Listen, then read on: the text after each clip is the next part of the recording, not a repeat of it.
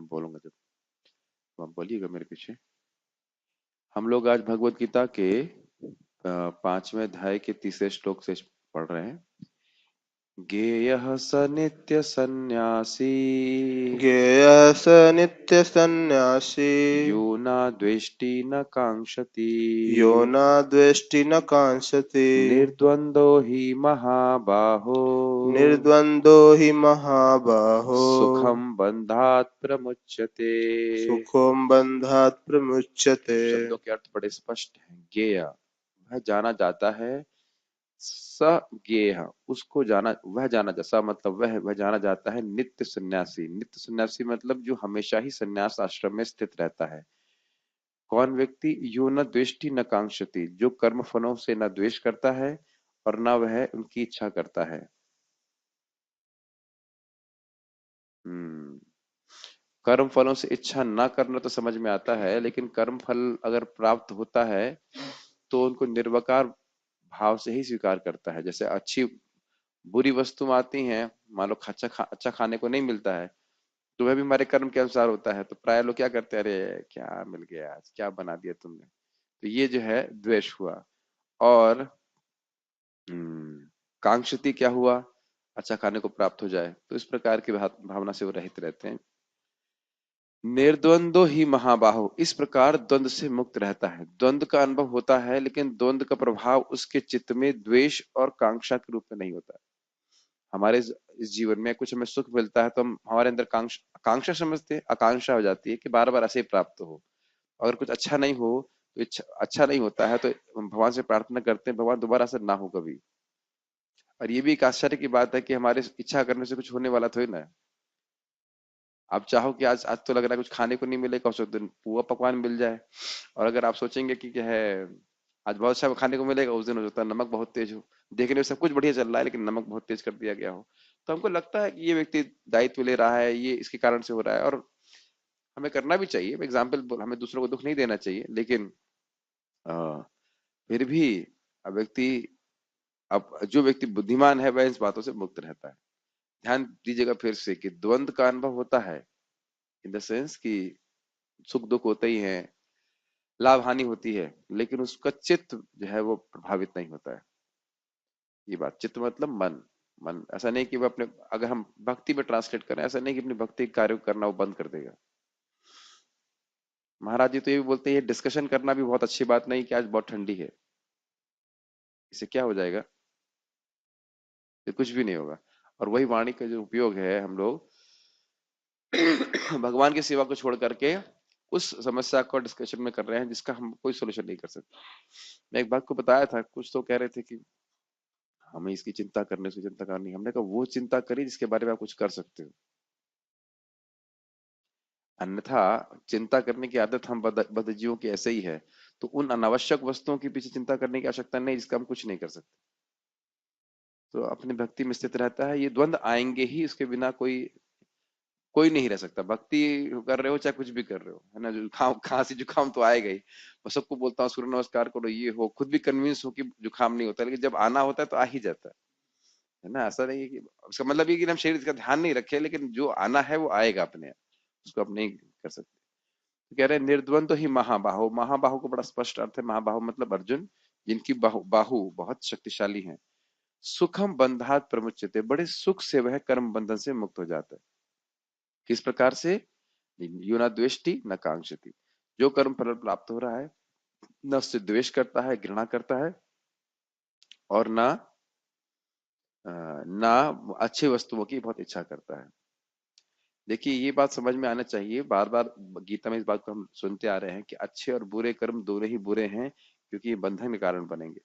और इस जगत में केवल अच्छे कभी प्राप्त नहीं होते, चाहे आप कितने भी अच्छे हो, you can be as good as possible, लेकिन यहाँ पे हमेशा को गुड प्राप्त नहीं होने वाला।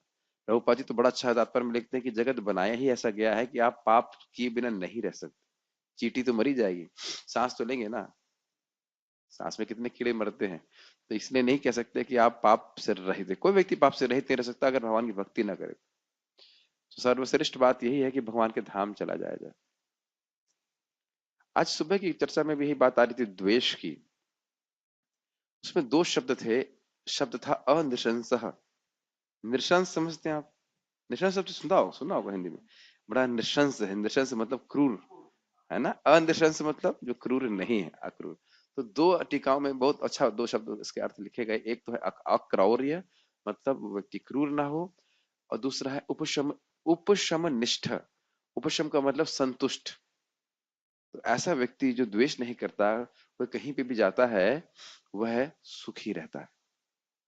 ओके, बड़ी बड़ी अच्छी बात है, बहुत आसान बात है, लेकिन आसान बात नहीं है, लेकिन ये सोचने वाली बात है। फिर मैं ऐसे रिफ्लेक्शन आया कि मान लीजिए कोई व्यक्ति डूब रहा हो समुद्र में, तो उससे क्या द्वेष करना। और मान लीजिए वो बहुत बहुत बड़ा साइंटिस्ट है और समुद्र में डूब रहा हो, तब क्या द्वेष करना। बहुत सुंदर कोई स्त्री हो, वो डूब रही, उससे क्या द्वेष करना। बहुत सुंदर या कोई बहुत धनवान है, वह समुद्र में डूब रहा हो, क्या द्वेष करना। मेरी बात समझ में आ रही होंगी बड़ा स्पष्ट। दुनिया में कोई भी व्यक्ति किसी भी भौतिक योग्यता से युक्त हो, कुछ समय के लिए उसको दी गई हैं।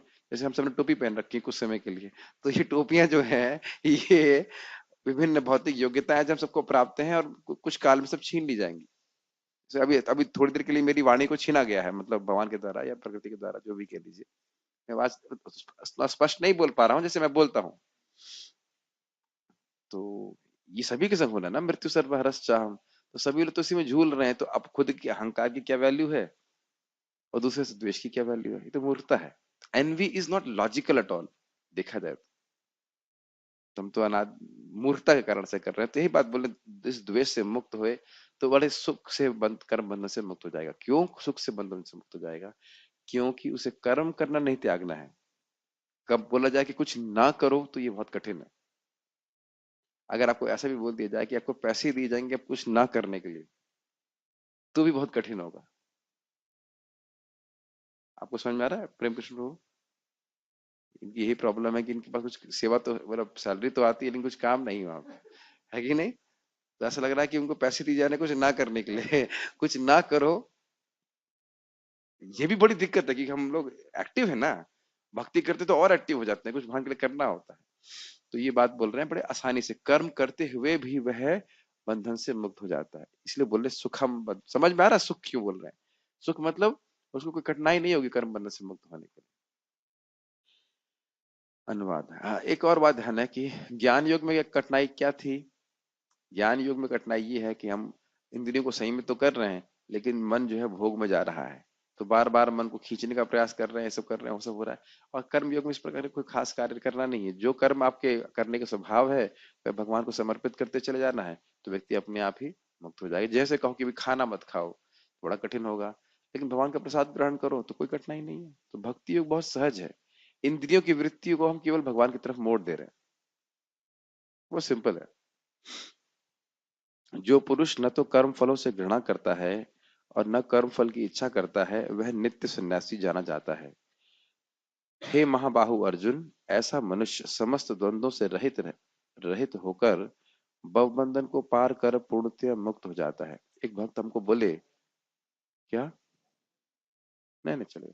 एक भक्त बोल रहे थे कि प्रभु जी, हम कृष्ण भावना को स्वीकार कर रहे हैं, तो हम अपने दायित्वों से भाग रहे हैं। लेकिन मानव जीवन का क्या दायित्व है, आप समझ रहे हैं?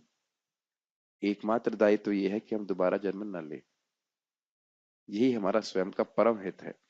बाकी सारी चीजों में भक्ति रसामृत सिंधु में लिखा है, one should not be neglectful in ordinary dealings. 64 अंग भक्ति में निवृत्तात्मक बात यह है कि जो हमारे क्या बोलेंगे समान व्यवहार है, उसमें हमें नेग्लेक्टफुल क्या कहेंगे उसको हिंदी में? इनकार नहीं, नहीं नहीं, नकारात्मक नहीं, मतलब नजरअंदाज नहीं करना चाहिए। ध्यान ऐसा नहीं कि ध्यान पूर्वक कार्य ना करें जो हमारे व्यवहार है, लेकिन वो केवल व्यवहार है, उससे हम मुक्त नहीं होंगे बस।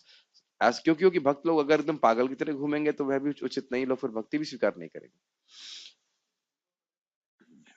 नहीं नहीं, ध्यान, ये बहुत अच्छा प्रश्न ने किया, बहुत अच्छा बात उन्होंने बोली है। प्रश्न ये है कि अगर हम कोई चीज दायित्व के संग करेंगे तो उसमें आसक्ति हो जाती है।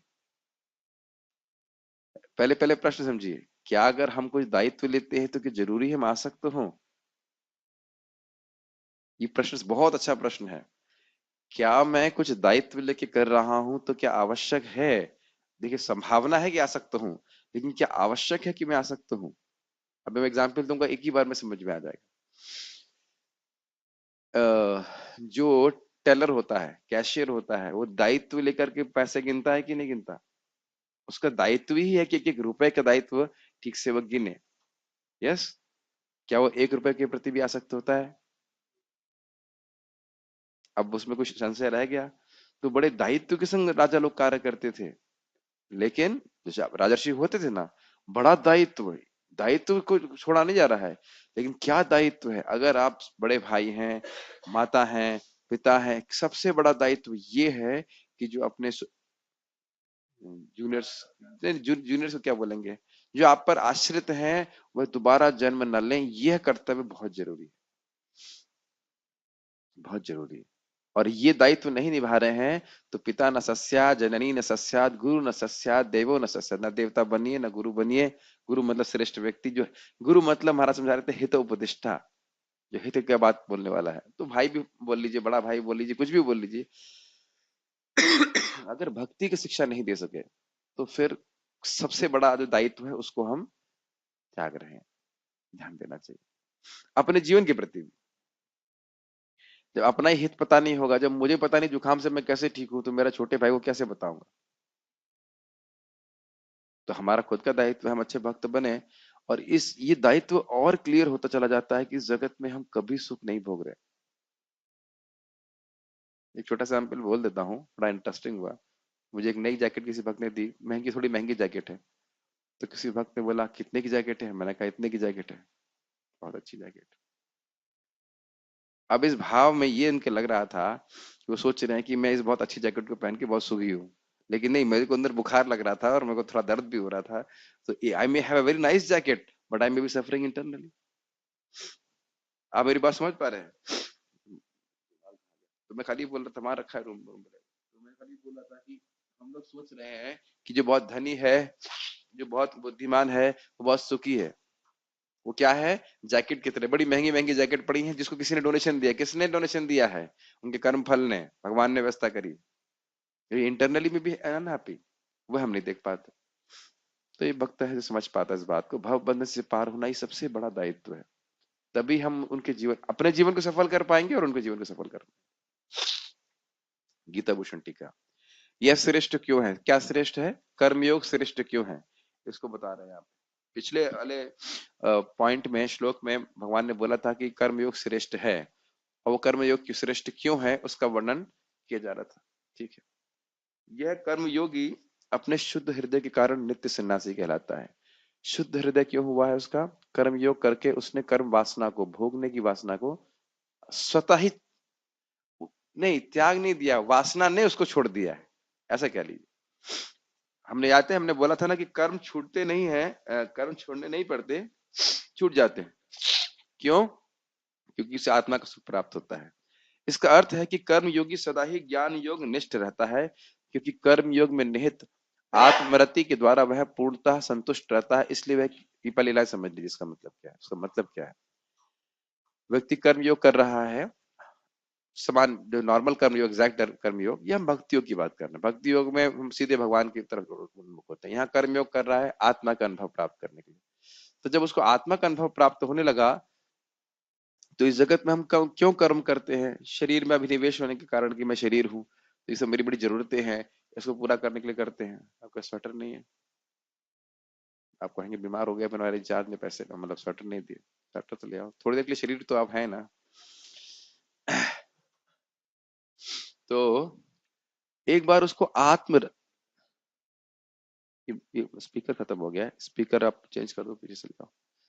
तो एक बार किसी को आत्मरति प्राप्त हो जाती है। आत्मरति मतलब आत्मा का प्रेम, आत्मा का अनुभव, आत्मा का अवलोकन, आत्मा का आनंद की अनुभूति, वह प्राप्त हो जाता है तो व्यक्ति संतुष्ट हो जाता है। जैसे मैंने एक भक्त को पूछा, आप प्रसाद पाओगे? नहीं नहीं, मेरा पेट भरा है। तो मैं समझ गए वही वाली बात है। जो भूखा है बाहर से बोला नहीं नहीं हमें नहीं खाना, हमें नहीं खाना, नहीं नहीं, ये कुछ, इसका वो वायरलेस बंद कीजिए।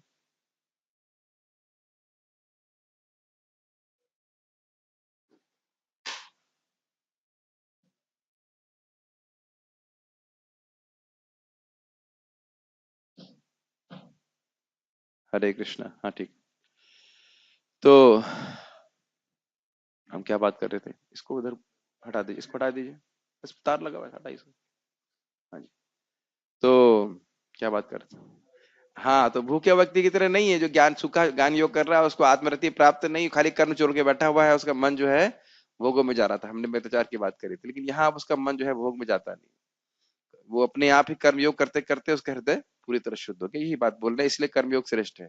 मेरे को लग रहा नहीं समझ में आपको समझ में आया कि नहीं आया? कर्मयोग क्यों श्रेष्ठ है समझ में आ रहा है? किससे श्रेष्ठ है पहले समझ लीजिए। कर्मयोग भक्ति योग से श्रेष्ठ नहीं है। कर्मयोग ज्ञान योग से श्रेष्ठ क्यों है समझ में आया? बताइए कोई। कोई एक आदमी समझाए तो कम से कम लगे हाँ भाई समझ में आया कि कुछ समझा पा रहा हूँ। यस, आप जैसे इधर इधर बैठ सकते हैं तो वी कैन सी एवरीबॉडी। हाँ, यस, जैसे ज्ञान योग में हमें कर्म को छोड़ना पड़ता है, एक एक करके बुद्धि के यस, द्वारा, सांख्य योग के यस, द्वारा, नीति यस, नीति यस, करते करते। यस।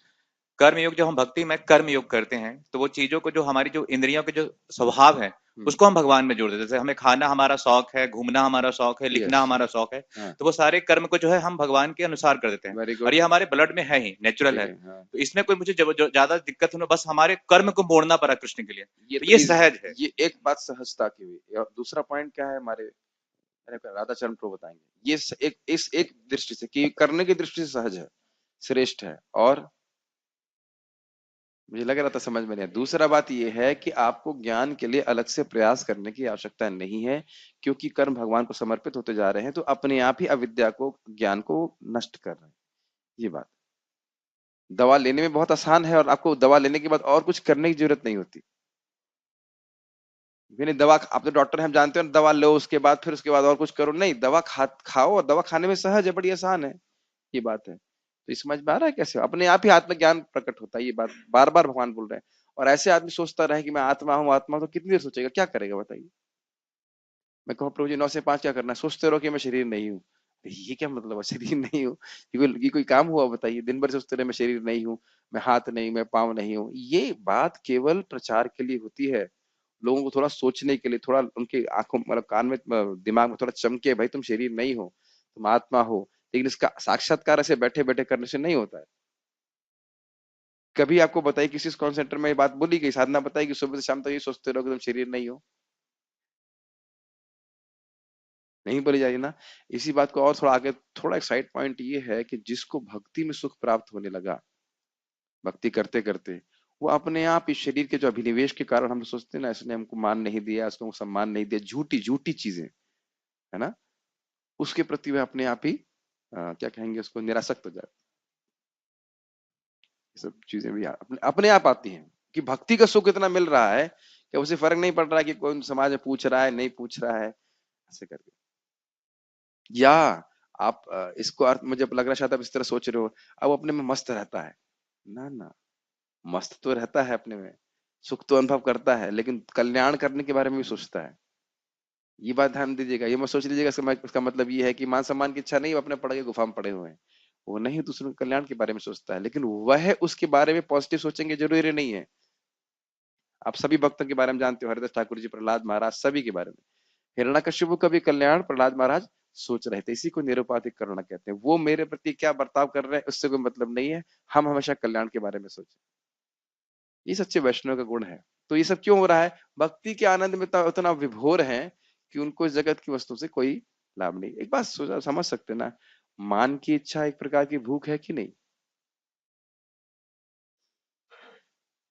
है कि नहीं? और जब आप भगवान की, अब देखा होगा जब नाम जप होता है बढ़िया से लगता है, भगवान आप कौन सी सेवा बताओ ये कर लो कि हमको ये ऐसा सुख मिलता जाए। है कि नहीं? सबका ही अनुभव होगा इस प्रकार से, जब बढ़िया से हो जाता है। कौन सी सेवा से कर लें, केवल सेवा की बात नहीं है, एटीट्यूड की बात है।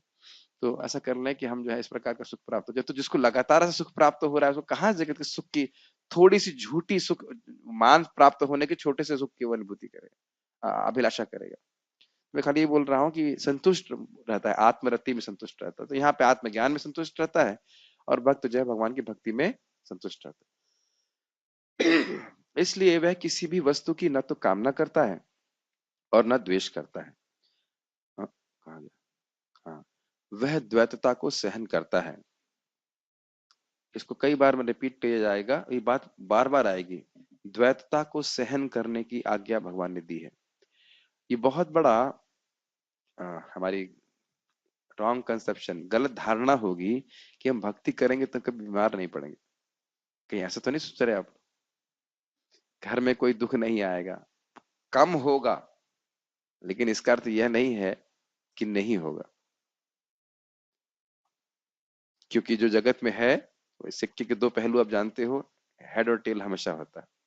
लेकिन भक्ति करने से हम उसको सहन करने की शक्ति को प्राप्त कर लेते हैं। इंग्लिश में से कहा जाता है, थियोलॉजी, मैं भूल रहा हूँ कौन सी थियोलॉजी है, हैप्पीनेस थियोलॉजी, ऐसा कुछ कुछ है कि मतलब हर व्यक्ति, वो लोग को एक प्रकार के धर्म की धारणा है कि आप धर्म कीजिए, अब आपके जीवन में कोई कष्ट कोई परेशानी नहीं आएगी। मैं शब्द भूल रहा हूँ, बहुत अच्छा शब्द चैतन्य चरण प्रभु ने यूज किया था यहाँ पे। खैर जो भी है, तो उसका अर्थ यही है कि हर व्यक्ति, मतलब प्राय लोग ऐसा प्रचार करते हैं धर्म का प्रचार, कि हमारे धर्म को स्वीकार करिए, आपके जीवन में कोई परेशानी नहीं आएगी। कभी कभी हम लोग भी ऐसे प्रचार करते हैं, करना पड़ता है, लेकिन हाँ, नाम be chant and be happy. But देखिए, you can only chant and be happy when you are तृणादपि सुनिचेन तरुरपि सहिष्णु। जब आप सहिष्णु हो जाएंगे, तभी आप चैंट एंड बी हैप्पी होंगे। बस इसको उल्टा भी देख लीजिए, अगर आप चैंट एंड बी हैप्पी होंगे तो सहिष्णु हो जाएंगे। ये डिस्क्रिप्शन भी है और प्रिस्क्रिप्शन भी है, लेकिन कहने का अर्थ ये है कि द्वैतता को सहन करने का अर्थ है अपने भक्ति के कर्तव्यों को, अपने कार्यों को, कर्मों को, कर्तव्यों को करता रहे। ये कम से कम यहाँ तक तो पहुंची, जो कर्तव्य है उसे करना ही है, भक्ति के कर्तव्य स्पेशली अगर आप, वह सुकर्म कर्म योग में, सुकर्म मतलब जो आसानी से हो जाता है, किया जा सकता है, आसानी से संपन्न किया जा सकता है, वह सुकर कर्म योग में स्थित रहने के कारण सुख पूर्वक बंधन से मुक्त हो जाता है। फिर से रिपीट करेंगे, क्यों कर्म योग आसान था? क्योंकि कर्म करने की प्रवृत्ति है, उसको केवल भगवान में लगा दिया, कर्म फल को भगवान को समर्पित कर दिया। हर व्यक्ति का अलग, हाँ एक थोड़ा क्लियर समझ लीजिए, जैसे मान लीजिए ब्रह्मचारी है, तो ब्रह्मचारी को भी यज्ञ करने होते हैं वैदिक तरीके से, गृहस्थ को भी करने होते हैं अग्निहोत्र इत्यादि, वानप्रस्थ को भी, सन्यासी का यज्ञ वैसे छोड़ देता है, लेकिन और क्रिया कर्तव्य होते हैं। तो यज्ञ दान तपस्या सबको करने होते हैं, अपने अपने आश्रम के अनुसार, अपने अपनी योग्यता के अनुसार उसको क्या करना है, भगवान को समर्पित करना है। इसलिए बोल रहे हैं भगवान मतलब वो शुक्र है, बहुत आसान है भाई। अगर फिर वही बात सोच लीजिए, जो कैशियर है उसको बोलो दिन भर कुछ नहीं करना है, तो ये बहुत मुश्किल होगा। और उसको बोलो दिन में आपको 25 लाख रुपए गिनने हैं, या जो भी 50 लाख रुपए गिनने हैं, तो ये मुश्किल होगा क्या? ये मुश्किल नहीं होगा। आप डॉक्टर रह चुके हैं, आपको कहो चार, कितने ऑपरेशन करते थे आप प्रैक्टिकली? 2 या 3, तो आप कहे 3 ऑपरेशन करना है, ठीक है। और कहो बोले दिन भर खाली बैठना है, अब आपको समझ में आ गया। लेकिन अब जैसे मान लीजिए एक कोई मान लीजिए डॉक्टर है, फिर वही वाली बात, डॉक्टर है तो ये भावना रखे। अब आजकल देखिए, अब लोग एक, मैं मन में, मेरे मन में भावना आ रही थी कि लोग निष्काम कर्म अभी कैसे संपादित करेंगे। तो उसका तरीका यह है कि अपने घर के जो कार्य हैं वैसे एग्जैक्टली नहीं कर पाएंगे, क्योंकि यज्ञ वगैरह करने की सुविधा प्राप्त नहीं है, लेकिन जो वृत्ति हमने ली हुई है उसमें पाप से बचे। मैं एक बात पे, इस पे विचार कर, चलिए वैसे मैं इधर बोलना नहीं चाहता, लेकिन देखिए फिर भी बोल देता हूँ कि आजकल चाहे डॉक्टर हो चाहे पुलिसमैन हो, सब लोग गड़बड़ है ही ना, और भयानक गड़बड़ कर रहे हैं। लोग अपने जीवन को समर्पित कर देते हैं, लेकिन कुछ डॉक्टर्स बहुत खराब कर रहे हैं। इसका मतलब ही नहीं कि कोई भी डॉक्टर अच्छा नहीं है। फिर मैं सोच रहा था कि साधु थोड़ा धोखा दे सकता है, लेकिन कम से कम किडनी तो नहीं निकालता किसी की। कुछ लोग साधु के वेश में किडनी तो नहीं निकाल रहे ना किसी की, है कि नहीं? तो अगर कुछ लोग गलत हैं साधु के रूप में, एक भक्त को बोला, अरे तुम सब साधु को खराब करते हो, तो कहा पुलिस वाले भी तो गड़बड़ करते हैं, और लोग भी तो, पुलिस बिजनेसमैन गड़बड़ करते हैं, बहुत सारे लीडर गड़बड़ करते हैं, तब क्या करेंगे? इसका केवल अब कुछ लोग साधु की ड्रेस में गलत कर रहे हैं, तो इसका मतलब यह तो नहीं कि सारे साधु गड़बड़ हैं। ऐसे ही कुछ लोग डॉक्टर हो या और किसी भी तरह से गड़बड़ हो, इसका मतलब नहीं कि कोई भी डॉक्टर अच्छे नहीं है। तो कलयुग है, कलयुग तो प्रभाव हर जगह दिखाएगा दिन दिन। ब्राह्मण गड़बड़ कर रहे हैं, इसका मतलब नहीं कि सारे ब्राह्मण गड़बड़ कर रहे हैं, कोई प्रचार कर ही नहीं रहा है। ये बात कलयुग में बहुत व्याप्त है, अश्रद्धा, अश्रद्धा, और स्पेशली आध्यात्मिक विषयों पे अश्रद्धा। और अद्भुत बात है कि लोग अंधश्रद्धा रख लेंगे, लेकिन सच्ची श्रद्धा, शास्त्रीय श्रद्धा वह नहीं रखेंगे। ये भी आश्चर्य की बात। कुछ कहना चाह रहे थे? यस। जी, मैं शेयर करना चाहता कि जो डॉक्टर का जो ड्यूटी होता है, हम्म, एक बार मुझे भी यही प्रश्न किया गया था कि कभी-कभी हमसे भी कोई गलती हो जाती है, पेशेंट का मृत्यु हो जाता है, हाँ नेग्लिजेंस की वजह से हाँ या अज्ञान की वजह से। तो उसके लिए मैंने उत्तर जवाब दिया था कि हम डॉक्टर का इंटेंशन क्या है, उसका उद्देश्य क्या है? पेशेंट को हाँ, कभी मारना नहीं चाहता है। यस यस, भला उसको कुछ पैसा का आवश्यकता हो सकता है, हाँ उसका मन में रहेगा, लेकिन जब तक उसका उद्देश्य सही है, तब तक उसको डॉक्टर को मतलब दोषी नहीं माना। कभी-कभी नेग्लिजेंस हो नहीं, सकती ये है। सत्य बात है, लेकिन देखिए फिर भी एक जो सिद्धांत ये है कि वो जो धन कमा रहा है वह किस लिए कमा रहा है। ये डॉक्टर की बात नहीं कर रहा हूँ, चाहे वो डॉक्टर हो, चाहे वो इंजीनियर हो, चाहे वो कोई भी हो, उस धन का उपयोग भगवत सेवा में होना चाहिए। नहीं तो वह धन हमको बंधन का कारण बनेगा ही, क्योंकि उसमें हमें कुछ, चाहे आप अच्छी तरह से भी कर रहे हो, एक फिर भी कर्म बनेगा। अरे फ्री में कर रहे हैं तो स्वर्ग मिल जाएगा ना, फिर फंसेंगे आप। तो इसलिए ये बात समझ लेना चाहिए कि चाहे अच्छा हो या बुरा हो, वह बुरा ही है अगर हमने भगवान को समर्पित नहीं, क्योंकि ये जगत ही बुरा है, दोबारा आना ही बुरा है। दोबारा अगर अंबानी के भी पैदा हुए तो भी बुखार आएगा। तो इसीलिए बोल रहे हैं, मैं खाली बात ये बोल रहा था कि हमें कोई कार्य करना जो हमारे स्वाभाविक होता है, उसको भगवान की सेवा में नियोजित करना ये आसान होता है। इसलिए बड़े आसान, बस खाली एटीट्यूड चेंज कर दें कि भगवान के लिए करना है, और या उसको खाली कर ही नहीं रहे, करना है, खाली सोचना ही नहीं, इसे करना भी है, उसके कर्म फल को भगवान को देना है, तो फिर व्यक्ति मुक्त होता है। प्रभुपाद जिसको बोलते हैं कम से कम अप टू 50% अपने धन का, जो गृहस्थ हैं, उनको भगवान की सेवा में लगाना चाहिए। तो बहुत ज्यादा है।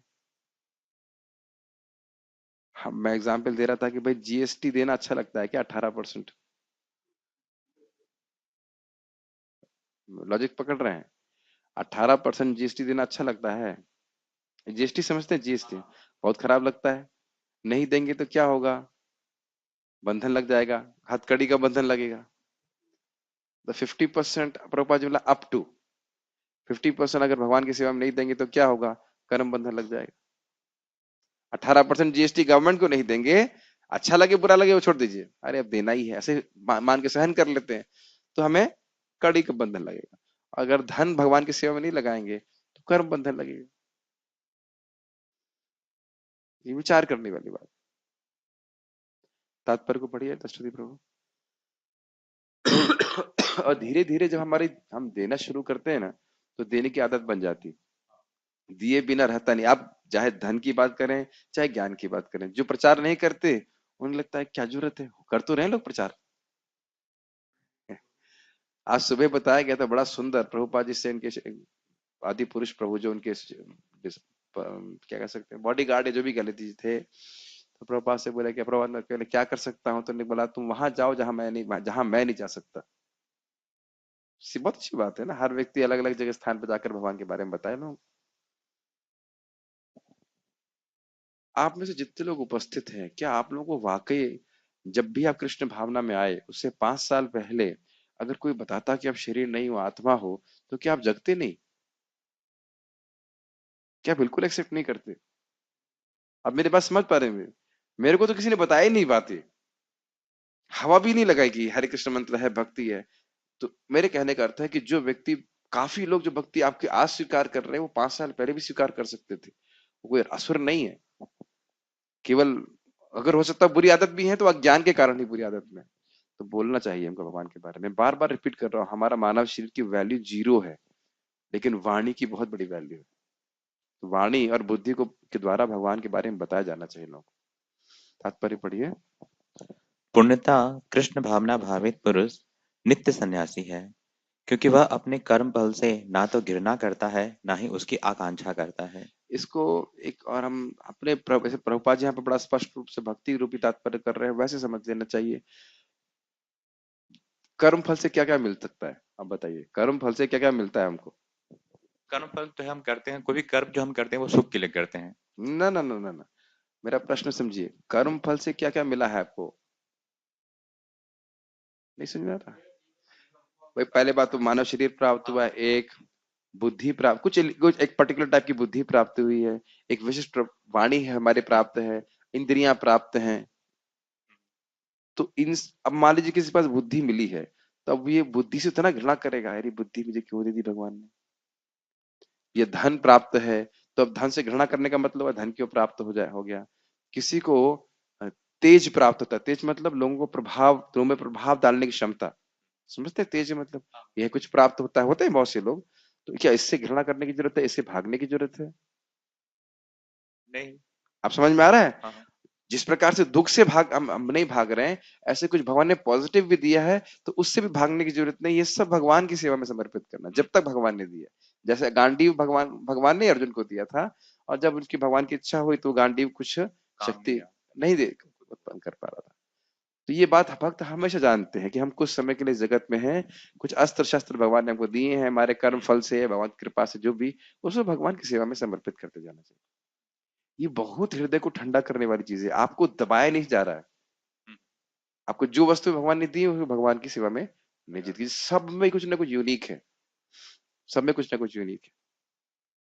और ये सबसे बड़ा चैलेंज है सोसाइटी के लीडर के लिए, किसी भी सोसाइटी के लीडर के लिए, कि लोगों की योग्यता के अनुसार, उनके गुणों के अनुसार उन्हें भगवान की सेवा में नियोजित करे। अगर कोई लीडर कहे कि ये व्यक्ति यूजलेस है, तो कौन यूजलेस है? वो लीडर यूजलेस है। प्रभुपाद जी के सब शब्द हैं।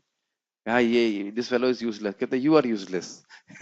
हर व्यक्ति यूजफुल है। Utility is the principle. कोई भी जगत में वस्तु या व्यक्ति यूजलेस नहीं है।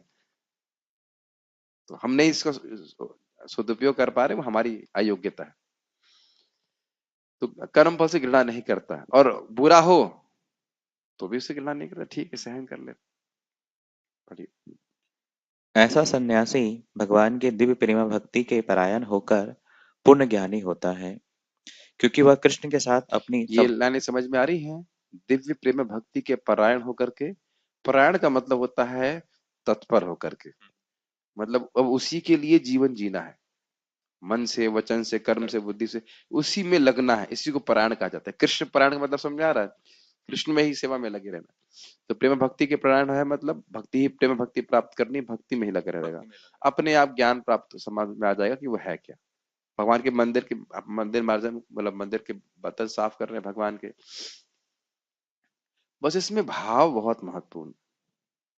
एक छोटी सी बात कह रहा था, आपने देखा होगा कभी कभी प्रेम से कोई सीनियर आपको, अरे तुम तो बेवकूफ हो यार, तुम उतना बुरा नहीं मानते ना, अरे तुम तो पागल हो, ऐसे तो बहुत बार बोलते हैं, अरे पागल है वो तो, आपके मुंह पे बोलेंगे तुम तो पागल हो, अरे बाबा you are foolish, but his intention is not to hurt you. आपको बिल्कुल बुरा नहीं लगेगा, कुछ फ्रेंड ही ऐसे बोल देते क्या हैं अरे जो तुम साथ पागल में हो, होते हैं कि पागल है तू, ठीक, गधा है। वही शब्द ना, और कोई बोलते हैं पागल हो क्या, तो वही शब्द आपको एक अलग इंटेंशन से बोला जाता है, तो हमें कितना बुरा लगता है, क्योंकि आप एक व्यक्ति हैं।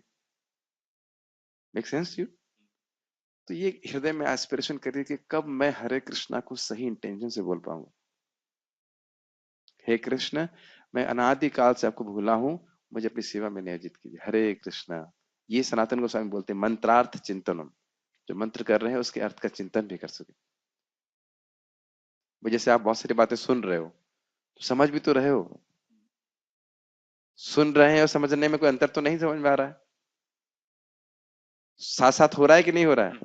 श्रीनाथ जी, समझ में आ रहा है? बुझंतु, समझ भी रहे हैं, सुन भी रहे हैं। अब मान लीजिए जिसको बिल्कुल हिंदी नहीं आई, खाली वो सुन रहा है, हाँ कुछ तो बोल रहे हैं लोग, समझ बिल्कुल नहीं रहे। ये प्लीज अपने हृदय में आप सभी लोग एक, मैं बीज डालने का प्रयास कर रहा हूँ। जरूरी नहीं कि हरे कृष्ण मंत्र हम अभी तुरंत से कर पाए, लेकिन एक भावना लाएं। और इसमें कठिनाई क्या है? हे कृष्ण, मैं आपको भूला हुआ हूँ, मुझे अपनी सेवा में नियोजित कीजिए, मैं आपकी सेवा में उपस्थित हूँ। इसको भावना लाने में क्या कठिनाई है? आप बता सकते हैं क्या कठिनाई है? बहुत सुंदर उत्तर, हमारा खुद का अहंकार। क्योंकि हम सोच रहे हैं मैं तो सही आदमी हूँ, इनमें गलती क्या है? यही सबसे कठिनाई है। This is humility. मैं आपको भूला हूँ भगवान, आपने नहीं भूले, मेरे आप नहीं भूले हो कभी भी, मैं भूला हुआ हूँ आपको, और भूलने का प्रयास में कोई कमी नहीं रखी है, फिर भी आपकी शरण में आया हूँ, आप मुझे रक्षित। बहुत अच्छा बात मैं पढ़ रहा था कल रात में सोते सोते, इसीलिए सबसे निवेदन करता हूँ, रात में सोते सोते एक श्लोक जरूर पढ़िए, एक पेज जरूर पढ़िए। कितना जबरदस्त था। परीक्षित महाराज शरीर त्यागने वाले हैं, जितने भी ऋषि मुनि आ रहे हैं सबको प्रणाम कर रहे हैं। कौन सा अपराध किया? किसी से को अपराध नहीं किया, सबको प्रणाम कर रहे हैं। पूरे वस्त्र त्याग के, केवल कौपीन में है, और बिल्कुल सब कुछ त्याग करके प्रणाम किए जा रहे हैं, प्रणाम किए जा रहे हैं, प्रणाम किए जा रहे हैं। तो प्रभुपाद जी कहते हैं first great offender also becomes excused of his offense by this humbly going down with offense obeisances। एक इंग्लिश क्या बोलेंगे, एकदम उत्तम श्रेणी का अपराधी भी अपने अपराधों से मुक्त हो जाता है जो प्रणाम करता है। इतना सुंदर प्रक्रिया है, लेकिन ये कसरत की तरह नहीं होता है। इसलिए भगवान को प्रणाम करना चाहिए, बहुत बड़ी चीज है ये। भगवान को प्रणाम करना, वैष्णव को प्रणाम करना, भक्तों को प्रणाम करना। कहाँ बात चली गई हमारी, लेकिन मैं खाली बात कर रहा था परायण होने से व्यक्ति पूर्ण ज्ञान को प्राप्त होता है। परायण होना चाहिए। हाँ, माइक दीजिए। भक्ति योग से ज्ञान योग अपने आप उदय होता है। यहाँ मिस्टेक, ये भी बंद हो गया। इसकी चार्जिंग नहीं लगा के रखा है, थोड़ी प्रॉब्लम। देखिए कुछ नहीं हुआ है, खाली इसको ऑन करना था, बस ये नहीं किया गया। बस ऑन कर दी, बस। यस, बोलिए। भक्ति योग से ज्ञान योग का उदय अपने आप होता है। हाँ, मुझे लग रहा था कि मिस्टेक होगा ये। देखिए, ज्ञान योग का उद्देश्य होता है आत्मा की अनुभूति करना। मैं शरीर नहीं हूं, इस बात को अनुभूति करना, ये ज्ञान का है। और भक्ति का उद्देश्य क्या है? कौन बताइए, भक्ति का उद्देश्य क्या है? भगवान से अपने संबंध को समझना, जिसमें आपको अपने आप समझ में आ जाएगा कि आप आत्मा नहीं हो, सॉरी शरीर नहीं हो, और क्या हो ये भी समझ में आ जाएगा। तो इसलिए जो ज्ञान का वो भाग है जिसमें व्यक्ति समझ पाता है कि मैं शरीर नहीं हूं, वह इंक्लूडेड है। लेकिन प्लस और भी बात समझ में आ रही है कि भगवान कौन है। ज्ञान योग में व्यक्ति केवल ये समझ पा रहा है कि वो शरीर नहीं है, लेकिन और आगे फर्दर जाएगा तो क्या है, बहुनाम जन्म नाम अंते ज्ञानवान माम प्रपद्यते, यानी वहां पे भी कुछ रह गया। ये समझ में भी आ गया कि मैं शरीर नहीं हूं, मैं आत्मा हूं, लेकिन ये बात कि भगवान कौन है, मैं उनका दास हूं, ये बात भक्ति संग प्राप्त करके ही हो आगे समझ में आएगी, कई जन्मों के बाद। ये बात समझ में आ रही? तो ये हम सोचेगा कि भक्ति योग का फल ज्ञान योग है, उसका एक अनुसंगिक फल है कि अपने आप ही ये भावना से व्यक्ति मुक्त हो जाता है कि वो शरीर है। अब दीजिएगा उनको। यस। तो वह अब आपके मन में आ सकता है कि वह कृष्ण की सेवा लगातार क्यों कर रहा है। तो प्रभुपाद देखिए नेक्स्ट लाइन में समझा रहे हैं, लगातार क्यों लगा पड़ा है। क्योंकि वह कृष्ण के साथ अपनी स्वाभाविक स्थिति को जानता है। जैसे मैं एक भक्त से बात कर रहा तो कह रहे थे, प्रभु जी मुझे अपनी बहन की शादी के लिए 15 लाख रुपए इकट्ठे करने हैं। ठीक है, मैंने उनसे पूछा पड़ोस में कोई और लड़की भी रहती है? हाँ। हमने उसकी शादी के लिए कितने इकट्ठे कर रहे हैं? तो उन्होंने क्या बोला? कुछ नहीं, जीरो कुछ पैसा। नहीं, जीरो। क्यों? कोई रिश्ता नहीं है, उसके कोई साथ रिश्ता संबंध है, तो रिश्ता है ही नहीं, और बहन से भी कोई रिश्ता नहीं है। अपना मान रहे हैं। क्योंकि समझ रहे ना, अब मान लो हम, अब जो भी हमारा डेट ऑफ बर्थ था उससे पहले हम कहाँ थे, कौन से शरीर में थे, कुछ समय के लिए थोड़ी देर में यहाँ पे हैं, तो बड़ी चिंता में पड़े रहते हैं बहन। देखो हम फिर मैं बोल रहा हूँ, व्यवहार की बात अलग है, लेकिन अगर चिंतन नहीं होगी, सच्चा चिंतन नहीं होगा तो केवल चिंता होगी। तो यहाँ पे आप देख रहे हो, अपनी स्वाभाविक स्थिति को समझता हूँ कि मैं भगवान का दास हूँ। ये हमको बार बार सुनना पड़ता है, क्योंकि दरवाजे के बाहर निकल के फिर से भूल जाएंगे, है ना। कुछ श्लोक याद नहीं होता तो बार बार याद करते हैं ना उसी श्लोक को। क्या सोचते हैं, अरे कल तो याद करने का प्रयास किया तो याद हुआ नहीं ना, इसलिए दोबारा याद कर रहे। करते कि नहीं करते? जब तक खूब याद ना हो जाए फिर उसको आत्मसात करते हैं। इसलिए बात जानना जरूरी कि हम कुछ भी नहीं है, we are simply servants of Krishna. आज सुबह बहुत अच्छी बात आई थी, भगवान के कितने उपकार है हमारे पर, तो हमको भगवान को थैंक यू कहना चाहिए। लेकिन बात केवल थैंक यू कहने की नहीं है, थैंक यू जीने की है। और वो थैंक यू जीने का प्रोसेस है यज्ञ। हरे कृष्ण, भाई वो काम करो ना जिससे भगवान प्रसन्न होते हैं। इसी तो बोला है, तस्मात एकेन मनसा भगवान सात्वताम पति श्रोतव्य कीर्तितव्य ध्येय पूजश्चलता। इसलिए ये जितना वर्णाश्रम है इसकी व्यवस्था क्यों किया गया, बहुत सुंदर बात, यहीं पे आप फिर से बात यहाँ पे आ जाएगी। यथा पुंभी द्विजाश्रेष्ठ वर्णाश्रम विभागशः स्वनिष्ठित धर्मस्य संसिद्धिर हरितोषणम। अतः अतः इस अतस्मात, ये जगत, ये जो जीवन है, ये तत्व जिज्ञासा के लिए। इसलिए तस्मात, इसलिए, अतः, ये जो समझ लो, हे ब्राह्मणों में श्रेष्ठ शौनक आदि ऋषि, की जो वर्णाश्रम है उसकी उद्देश्य क्या है, भगवान श्री हरि को संतुष्ट करना। अब आप उसे कर्मयोग से रिलेट कर पा रहे हैं। लोग अलग अलग वर्णों में हैं, अलग अलग आश्रमों में हैं, अपने अपने स्वभाव के अनुसार ये बातें मेरी समझ में आ रही हैं, लेकिन उनका उद्देश्य क्या है, भगवान को संतुष्ट करना विभिन्न यज्ञों के द्वारा, जिनको हमने तीसरे अध्याय में पढ़ा था। ये क्लियर हो रहा है। और उसके बाद क्लियर किया जा रहा है कि ये वर्णाश्रम में रहते हुए, वर्णाश्रम के स्ट्रक्चर में रहते हुए हमें क्या करना है। नहीं समझ में आ रही बात? भाई गृहस्थ हो, वानप्रस्थ हो, ब्रह्मचारी हो, सन्यासी हो, ये स्ट्रक्चर हो गया सब कुछ। इस स्ट्रक्चर में रहते हुए करना क्या है, या ब्राह्मण हो, क्षत्रिय, वैश्य, शूद्र हो, संतुष्ट करना तो हुआ, लेकिन उसमें क्या करोगे कि संतुष्ट हुए? श्रवणम, कीर्तनम, स्मरणम, पूजनम। चार चीजें बड़ी स्पष्ट बोली, 3 फ्री किए, मैं फिर से बोल रहा हूँ। भगवान का बारे में सुनना, भगवान के बारे में बोलना, भगवान का स्मरण करना, भगवान का पूजन करना। इसके लिए व्यक्ति विभिन्न आश्रमों में स्थित है। This is called real unity in diversity. समझते हैं इसका अर्थ? यूनिटी, यूनिफाइड पर्पस क्या है? हरि को संतुष्ट करना, भगवान कृष्ण को संतुष्ट करना। और उसका डाइवर्सिटी क्या है? विभिन्न वर्ण और विभिन्न आश्रम। जैसे मेरा हाथ कुछ अभी काम कर रहा है, मेरी वाणी कुछ बोल रही है, मैं आंखों से भी कुछ सोच मतलब देख रहा हूँ, दिमाग से सोच रहा हूँ, तो डाइवर्सिटी देख रहे हैं मेरे शरीर में। और मेरे पैरों ने मेरे शरीर को सपोर्ट दिया, मैं बैठ पा रहा हूँ। लेकिन उद्देश्य क्या है? भगवान के बारे में कुछ बोलना। तब मेरे शरीर को उपमा आप वर्णाश्रम से बिठा दीजिए। आप जानते हो ना, सर कौन है? शूद्र, ब्राह्मण है। हाँ, आजकल ऐसे ही सर सब शूद्र है। तो सर ब्राह्मण है, पेट वैश्य है, हाथ क्षत्रिय है, और टांगे जो हैं वो शूद्र हैं। उद्देश्य क्या है? भगवान को संतुष्ट करना। और वो कैसे करेंगे? श्रवण, कीर्तन, स्मरण और पूजन। सारे अंग जो है वो हमारा सपोर्ट करेंगे। हाँ, सारे। तो इसमें कोई ऐसा तो नहीं हाथ से घृणा करते हो आप, या सर से घृणा करेंगे या पेट से घृणा करेंगे, ये कोई मतलब ही नहीं हुआ। शरीर की सेवा करने के लिए है। ये समझ में आ रही बात? तो मैं इसलिए बोल रहा था ये बात, क्योंकि कर्मयोग का उद्देश्य भी क्या है, ये समझ लेना चाहिए, भगवान को संतुष्ट करना। और यहाँ अगर प्रभुपाद की बात लगे, सीधी सीधी बात, अपनी स्वाभाविक स्थिति को जानता है। मछली की स्वाभाविक स्थिति है पानी में रहना। बोर नहीं होती हो तुम? ये कोई मतलब है कहने का?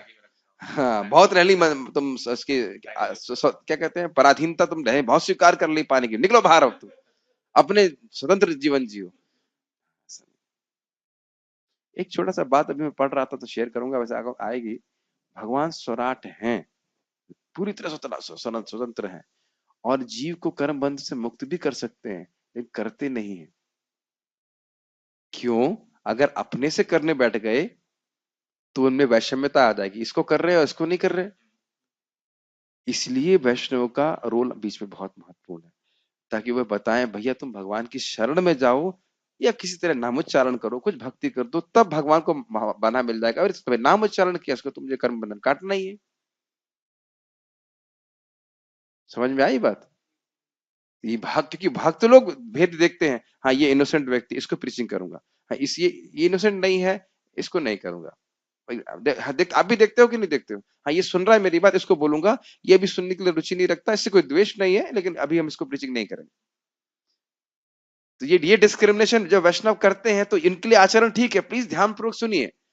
जब मध्यम अधिकारी इस प्रकार के डिस्क्रिमिनेशन को कर रहा है कि हाँ ये इनोसेंट है, ये हमसे श्रेष्ठ भक्त हैं, ये मेरे भक्त हैं, इसे मैत्री करूंगा, ये इनोसेंट है, ये मासूम है, इसको बोलूंगा, ये द्वेष कर रहा है, इसको नहीं बोलूंगा, तो यह उसका गुण है कि दोष है? इसका गुण है। वह किसी से भी द्वेष नहीं करता, वह सुखी रहेगा।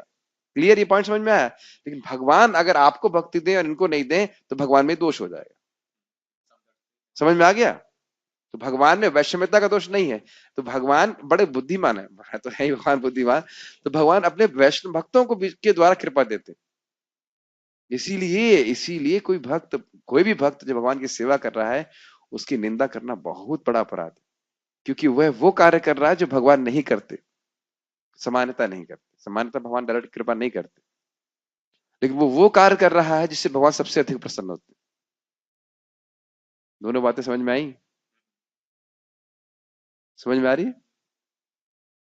बहुत सुंदर बात है। तो ये है यज्ञ। ये यज्ञमय जीवन जो है, मैं खाली इस बात पे बोल रहा हूं कि मेरा जीवन ही भगवान को संतुष्ट करने के लिए।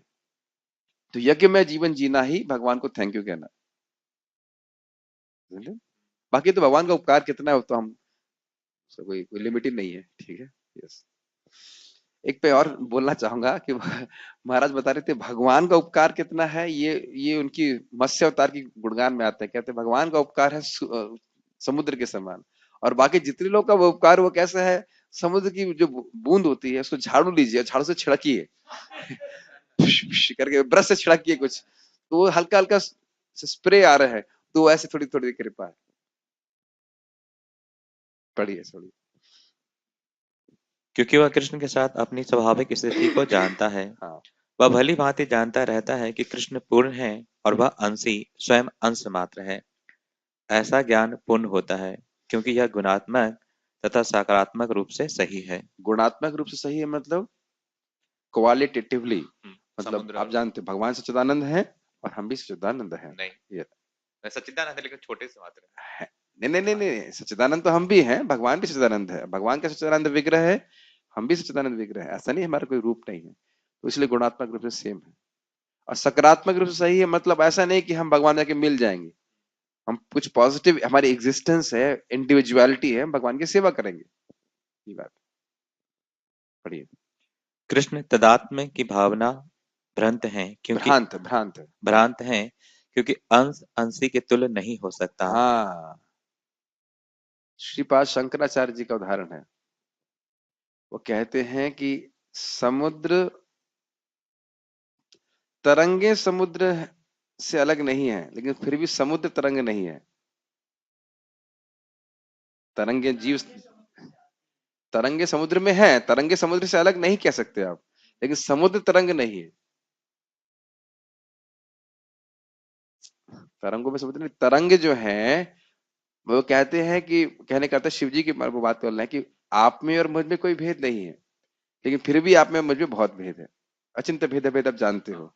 वही वाली बात है कि भाई तरंग को आप समुद्र से अलग नहीं कर सकते, तरंग समुद्र पे आश्रित हैं, लेकिन फिर भी तरंग जो है वह समुद्र नहीं है। सूर्य और सूर्य की किरणें। और सबसे अच्छा एग्जाम्पल तो बूंद वाला एग्जाम्पल है भाई, बूंद समुद्र की उतना ही टेस्टी होता है, लेकिन बूंद में कोई थोड़ा डूब जाता है, तो वाली बात है। या जो आप चिंगारी और अग्नि वाला एग्जाम्पल देते, ये कई बार सुना होगा आपने, लेकिन कितना हम इस बात को अनुभव करते हैं ये भी देखना होगा। अपने पिताजी के गोद में चढ़ना एक बच्चे के लिए स्वाभाविक होता है। हमारे राधा चंद्र प्रभु, आपकी बहुत सैलरी थी ना, ये पूछूंगा नहीं माइक पे कितनी थी, लेकिन जब आपके बच्चे को गोद में उठाते थे, माइक दीजिए जरा प्रभु जी, जब आपके बच्चे बच्चे बच्चे हुए थे छोटे बच्चे, तो कभी आपके गोद में पॉटी वॉटी किए हैं कभी? किए हैं। तो वो कभी सोचे अरे ये डॉक्टर साहब, रिलैक्स रिलैक्स, पूरा शब्द सुनिए, डॉक्टर साहब तो बहुत ऊंचे पोस्ट पे हैं, हृदय के बहुत अच्छे स्पेशलिस्ट हैं और इतना पैसा कमाते हैं, इनके हाथ में तो पॉटी नहीं करना चाहिए। कभी आपके बेटे आपको बोले डॉक्टर साहब, आप मेरी बात समझ पा रहे हैं ना? तो ये फॉर्मल रिलेशनशिप, या देखना भगवान वहां है और मैं यहाँ हूँ, तो यह तो भावना रहती है लोगों की इस प्रकार से, लेकिन भगवान को अपना मानना ये सच्ची भक्ति है ना। कोई बोलते कृष्ण कौन है? भगवान। अरे भगवान तो है, लेकिन आप अपना को क्या मानते हैं? तो ये बातें सब आ रही हैं कि जैसे जैसे व्यक्ति भक्ति में प्रगति करता है, भगवान से अपने आत्मीय संबंध को बड़ी समझ पाता है, भगवान को भी से बहुत सुख मिलता है।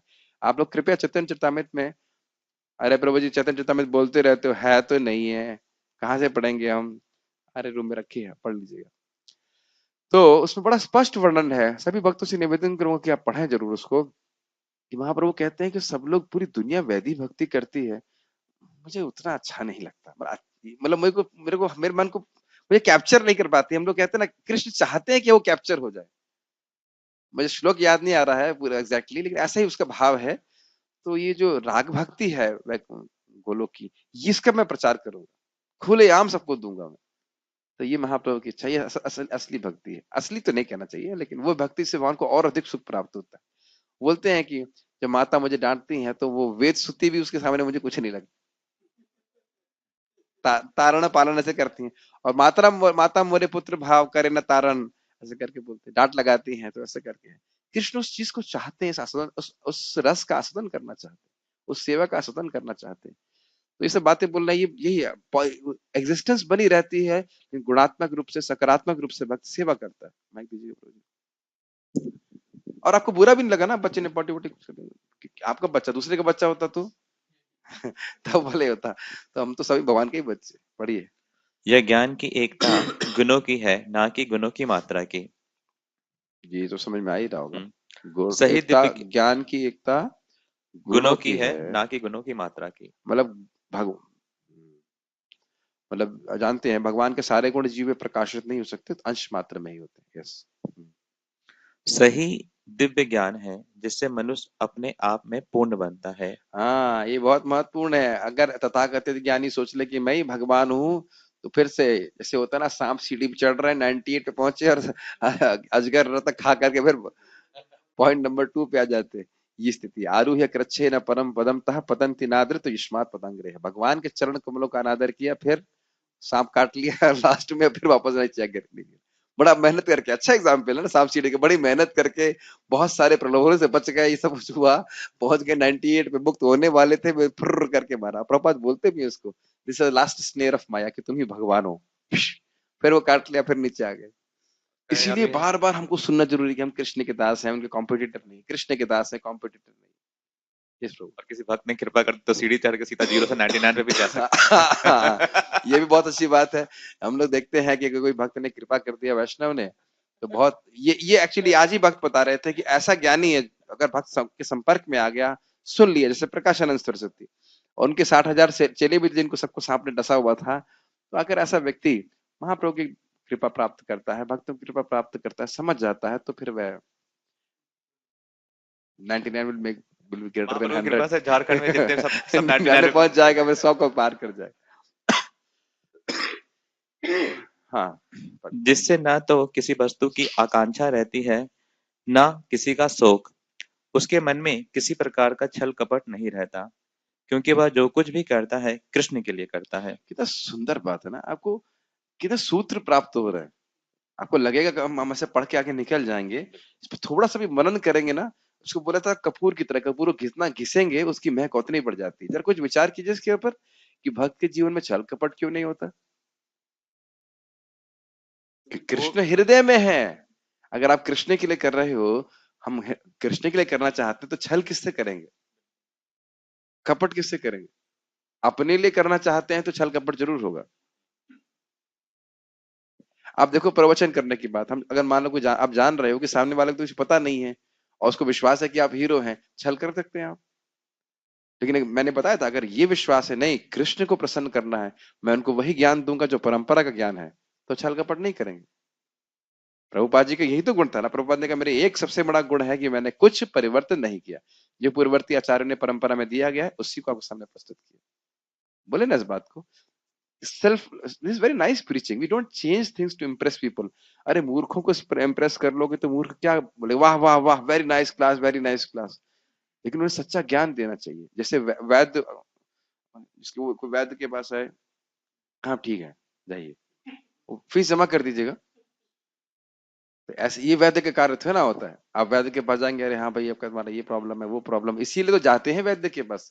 साधु वैद्य पाए, ऐसे करके श्लोक है। भ्रमिते भ्रमिते यदि साधु वैद्य पाए, तार मंत्री पिशाची पलाए, ऐसे करके चैतन्य चरितामृत में उसका प्यार है कि जन्म जन्मांतर काम और क्रोध की लाठी खा रहा है व्यक्ति, अगर भाग्यवश साधु गुरु वैष्णव का चरण प्राप्त हुआ, भगवान के बारे में उसने सुना, गुरु मतलब हितोपदिष्ठा, हित की बात सुनी उसने, तो फिर वह उसका भगवान की सेवा करता है। क्या है, कृष्ण भक्ति करे, कृष्ण निकट जाए, ऐसे करके बोलता है। भगवान कृष्ण की भक्ति करता है, थोड़ा सा मिस कर रहा हूं, और रिजल्ट यह है कृष्ण निकट जाए, कृष्ण के चरण में जाता है। तो एक सिंपल बात बोले, एक वैष्णव का उद्देश्य क्या है, जो कोई भक्त मिले उसे कृष्ण के चरणों में थोड़ा और आगे बढ़ा दे, क्योंकि यही कृष्ण को पसंद है। तो छल कपट की आवश्यकता नहीं। कुछ नहीं पता हो तो ये कहना कि हमें नहीं पता है, तो क्या दिक्कत, दिक्कत है। अगर अगर हम लोगों को इम्प्रेस करना चाहते हैं कि देखो मुझे सब कुछ पता है। ये नहीं कि कुछ नहीं, ऐसा नहीं कि हमें कुछ नहीं पता है, लेकिन कुछ कुछ विषयों में हमको नहीं पता होता है, तो हम कहते हैं, और फिर उसमें हम स्पेकुलेशन कर सकते हैं। तो कभी भी प्रचार में हमें स्पेकुलेशन नहीं करना चाहिए, नेवर एवर। अगर कोई, आप बार बार ये बोल सकते हो ये मेरी समझावट है, ये सच्ची बात है, लेकिन यह कभी स्पेकुलेशन नहीं करना चाहिए, बहुत गड़बड़ हो जाता है। क्यों, एक और कारण है, आपने कुछ बोल दिया जो गलत था, और फिर वही प्रचार में बोला, अरे प्रभु जी ने बोला है, प्रभु जी ने बोला है, क्योंकि प्राय लोग पढ़ते भी नहीं है, कंफर्म भी नहीं करते कि प्रभु जी ने जो बोला है वह गुरु जी ने भी बोला है कि नहीं, या शास्त्र में है भी है कि नहीं। इसलिए बहुत सतर्क रहना चाहिए। हाँ। इस प्रकार छल कपट से रहित होकर वह इस भौतिक जगत से भी मुक्त हो जाता है। एक और इंटरेस्टिंग बात हमने छल कपट के बारे में सुनी थी, जो हमने मिथ्याचार के संबंध में सुनी थी। जो उसका अधिकार है वो उसके अनुसार भजन कर रहा है। ये ये नहीं, अब मेरा अधिकार अगर पूरा दिन भजन करने का, मतलब एक ही जगह बैठ के नाम जप करने का नहीं है, भागवत पढ़ने का नहीं, तो प्रैक्टिकल सेवा भगवान के लिए कर सकते हैं। जैसे प्रभुपाद जी एक जगह बोल रहे हैं, मैं जब करता हूँ, फिर मैं फिर कुछ हारमोनियम बजाता हूँ, फिर मतलब और कुछ सेवा कर रहा हूँ, कोई भजन गा रहा हूँ, कुछ भगवान की सेवा कर रहा हूँ। विभिन्न प्रकार से अपने को सेवा में नियोजित रखना। एक व्यक्ति प्रभुपाद के पास आए प्रभुपाद के समय में, तो भक्तों से बोले कि मैं केवल 64 राउंड सब करना चाहता हूँ। ठीक है। तो प्रभुपाद जी से पास आए, बोले प्रभुपाद जी मैं केवल 64 माला जप करना चाहता हूँ। तो प्रभुपाद जी ने कहा, उसके बाद क्या करोगे? समझ में आया? भक्त का जीवन ये तो नहीं है कि केवल जप किया उसके बाद बस आपको एक टांग पे दूसरी टांग चढ़ाई और नापा कि मेरा बेड कितना लंबा है। कल तो 6 फीट का था, कोई आज कम तो नहीं हो गया। सोचने वाली बात है ना। तेषाम सतत युक्ता नाम, विभिन्न प्रकार से वे अपनी क्रिया को काया वन से वचन से, आपने पढ़ा था ना भक्ति रसायन सिंधु में, 64 अंगा भक्ति जो है वो हमारे काया मन और वाणी को कवर कर लेती है। वो किसी न किसी रूप में भगवान की सेवा में लगा रहता है। बहुत अच्छा एक छोटा सा कमेंट है प्रभुपाद जी का, एवरीथिंग इज हाईएस्ट। समझ में आया? भक्ति का कोई भी अंग है वह आपको भगवत प्रेम देने के लिए मतलब शक्ति रखता है, हमारा अगर एटीट्यूड ठीक है कि नहीं। तो ये बात हमको रखना, छल कपट से रहे। आज हमने बहुत इंपॉर्टेंट बात सीखी, छल कपट से रहित रहकर बड़े सुख से भगवान की सेवा कर रहा है। सो और इंटरेस्टिंग बात है छल, अरे भगवान आपकी सेवा को हृदय में स्वीकार कर रहे हैं, कहीं दूर जाने की जरूरत नहीं, कोई सीसीटीवी की जरूरत नहीं। Isn't it? तो क्या छपल छल कपट, और फिर बल्कि हमें तो प्रार्थना यह करना चाहिए कि भगवान हम आपका, मैं संस्कृत बोलूंगा, निर्व्यलीक भजन कर सके। निर्व्यलीक समझते हैं यही, छल कपट से रहित हो गया है हमारे अंदर। छल कपट की भावना सभी में होती है, बद्ध आत्मा में। छल कपट से रहित रह के करे। आज मैं बात कर रहा था क्योंकि मेरी इंद्रियां संयमित नहीं, इसलिए मुझे छल कपट करना पड़ता है। समझाइए कोई इस बात को। हाँ तो सब बोल देना, हाँ हाँ सही बोलने पर दिव्य ज्ञान। हमारी इंद्रियां संयमित नहीं है, इस कारण से हमें छल कपट करना पड़ता है। हमारी इंद्रियां सहमित नहीं है इसलिए हम छल प्रकट करते हैं, क्योंकि इंद्रियां हमारी भगवान में निवेशित होनी चाहिए। लेकिन अभी हमारी भोग की भावना है, तो मैं उस व्यक्ति से कुछ भोग करना चाहता हूँ, अब मुझे जाहिर सी बात उसको भोग करना है, मुझे कुछ इस तरीका चाहे तो मुझे झूठ तो बोलना ही पड़ेगा, मुझे छल कपट तो करना ही पड़ेगा, ताकि वो मुझे मेरी इंद्रिय तृप्ति में लग सके। जब मैं इंद्रिय तृप्ति कर रहा हूं और दुनिया को नहीं दिख रही है तो मैं उसे छुपाना चाहता हूं, छुपाऊंगा ही, छुपाऊंगा भी और ज्यादा झूठ बोलूंगा कि मुझे और इंद्रिय यस तृप्ति के लिए यस। चीजें मिल सके। ये बहुत गंभीर बात है। इन बहुत इस पे तो काफी कुछ बोला जा सकता है। जो अच्छा एक और पॉइंट, जिसकी इंद्रियां संयमित नहीं है वह किसी को शरण नहीं दे सकता। ये सब बातें भागवत की है, मैं नहीं बोल रहा हूं। ये क्या नाम है उनका, खटवांग महाराज बोल रहे हैं कि देवताओं, मैंने देख लिया देवताओं की इंद्रियां संयमित नहीं, वो क्या मेरे को शरण देंगे? बताइए, एक्सप्लेन कीजिए। जिसकी इंद्रियां सहमित नहीं है वो हर चीज को भोग की दृष्टि से देखेगा। वो देखेगा कि अगर वो उसके काम के है तब तक तो उसको शरण दे रखेगा, वेरी लेकिन जब गुड। तक उसको यूज नहीं रहेगा तो उसको फेंक देगा, उसको यूज हम एंड थ्रो। टेबल टेनिस खेल रहे हैं, मैं इधर से बॉल फेंक रहा हूँ, प्रोजेक्ट सही उत्तर दे रहे हैं, बिल्कुल वेरी गुड। मैंने फिर जहां जब तक उसकी इंद्रिय तृप्ति मिल रही तभी तक शरण आपको दी है, और जहां बंद हुई आउट, हायर एंड फायर, सुना है ना ये चीजें। तो इसीलिए इन सब चीजों में विचार करते रहना चाहिए। केवल भगवान कृष्ण ही ऐसे हैं, भगवान विष्णु ऐसे जो किसी से कुछ चाहते नहीं है, पूरी तरह तृप्त हैं। फिर भी भक्त अगर कुछ सेवा करता है तो स्वीकार करते हैं। एक घटना मैं बोलूंगा, मेरे पास सफिशिएंट जैकेट है, एकदम बढ़िया, फिर भी एक भक्त प्रेम से जैकेट लेके आए मेरे लिए, बहुत प्रेम से लेके आए। तो मैंने कहा ठीक है, मैंने पहले बोला विप्रो जी है मेरे पास, आप क्यों लेके दे रहे हैं? नहीं नहीं आप लीजिए आप लीजिए आप लीजिए। ठीक है, मैंने लेके उसको अंदर रख दिया। Although I may not use it immediately और something, I don't need it also, but Krishna uses also it. वो उनको उनको चाहिए नहीं, फिर भी आपका फल खाते हैं। ऐसा नहीं भूखे मर रहे हैं, आपको हमारे को फल ला कर दे, ऐसा नहीं, पत्ता ला के दे, ऐसा नहीं है।